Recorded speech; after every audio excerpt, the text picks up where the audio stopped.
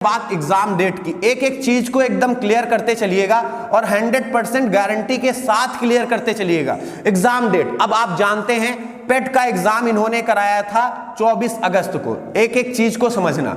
इसके बाद आप सभी जानते हैं 7 जनवरी को इन्होंने कहा कि हम कराएंगे क्या, हम कराएंगे ऑनलाइन फॉर्म प्री के लिए।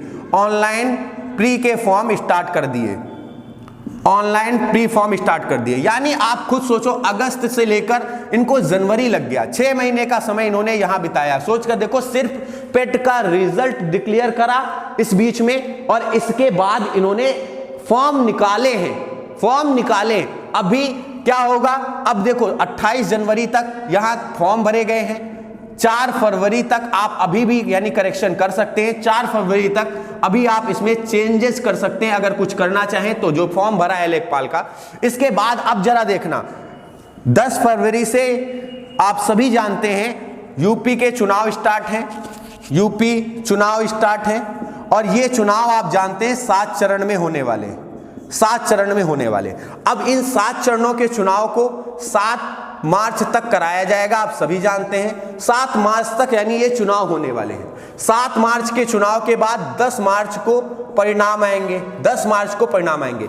इस बीच यूपी SSS आयोग के एक भी अधिकारी खाली नहीं है, सारे चुनाव में व्यस्त हैं। ये जो डिपार्टमेंट है ना, इसके अधिकारी सारे चुनाव में अपनी ड्यूटी लगाकर, योगी जी की एक तरह से जो सरकार है उसके जितने भी अधिकारी हैं इस समय चुनाव में बिजी हैं। अब कहने की मतलब ये है कि आप जरा चीज को समझना, 10 मार्च को ये रिजल्ट आएगा, इसके बाद कोई सरकार गठित होगी, यानी नई सरकार आएगी, नई सरकार आएगी, या फिर इन्हीं की अगर सरकार आती है तो भी। ध्यान से समझना, करेंगे क्या, अब 10 मार्च के बाद पहले तो ये करीब 15 दिन अपना पोर्टफोलियो डिसाइड करेंगे, यानी विभाग डिसाइड करेंगे किस मंत्री को कौन सा विभाग दिया जाएगा।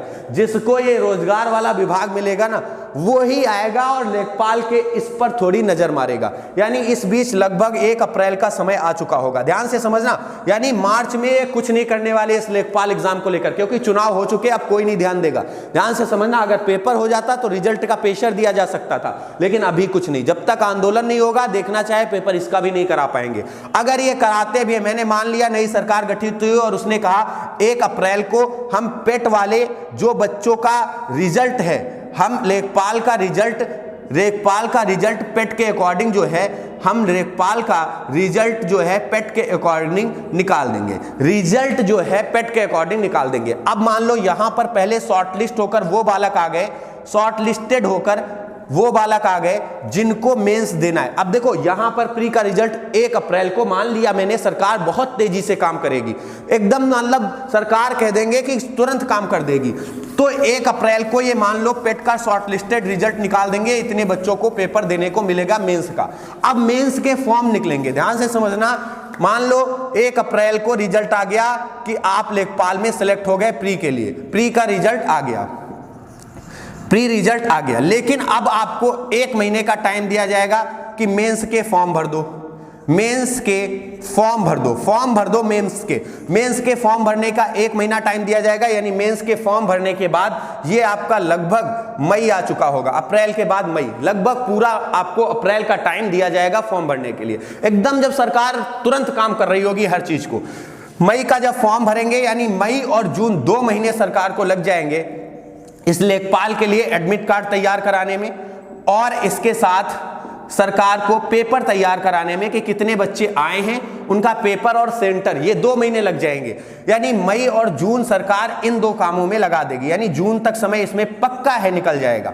मान लिया मैंने जून में पेपर होता है, या जून लास्ट या जुलाई फर्स्ट, अगर सरकार बहुत तेजी से काम करेगी ना तो जुलाई के फर्स्ट वीक में सरकार जाकर इस रणनीति के अकॉर्डिंग काम कर पाएगी। ध्यान से समझना, अब मेंस का आपका क्या होगा, पेपर होगा। मेंस के पेपर के लगभग 1 महीने बाद, क्योंकि 3 से 4 लाख अगर बच्चे पेपर देते हैं तो उनकी कॉपी चेक करने में 1 महीने समय न्यूनतम लग जाएगा। मैंने मान लिया कि ये आपका जो रिजल्ट है वो अगस्त में आ जाएगा, अगस्त में रिजल्ट आपका आ जाएगा कि किन बच्चों ने लेखपाल में सिलेक्शन प्राप्त कर लिया है। इसके बाद रिजल्ट के बाद आपके डॉक्यूमेंट वेरिफिकेशन होगा, डीवी होगा।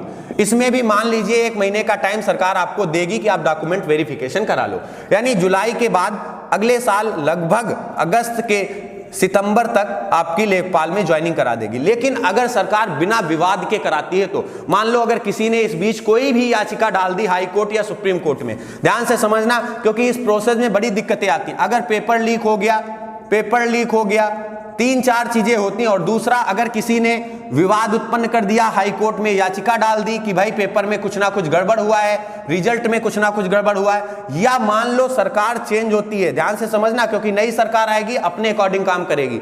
अगर मान लीजिए इनमें से कोई काम हो रहा है तो निश्चित तौर पर आपका पेपर और ये रणनीति दोनों प्रभावित हो सकती हैं। लेकिन न्यूनतम आप खुद देखो, मेंस का जो भी बच्चे इस कैटेगरी जिनका मैंने कट ऑफ बताया है पेट के अकॉर्डिंग, अगर वो क्वालिफाई हो रहे हैं, मेंस के फॉर्म वो बिल्कुल भर पाएंगे। और इसके बाद मेंस का पेपर जो होगा वो जुलाई के फर्स्ट में होगा, यानी जनवरी जुलाई। आप जानते हैं अच्छा खासा आपके पास टाइम है, 6 महीने का, 6 माह का टाइम है। इस बीच आप धुआंधार तैयारी कर सकते हैं।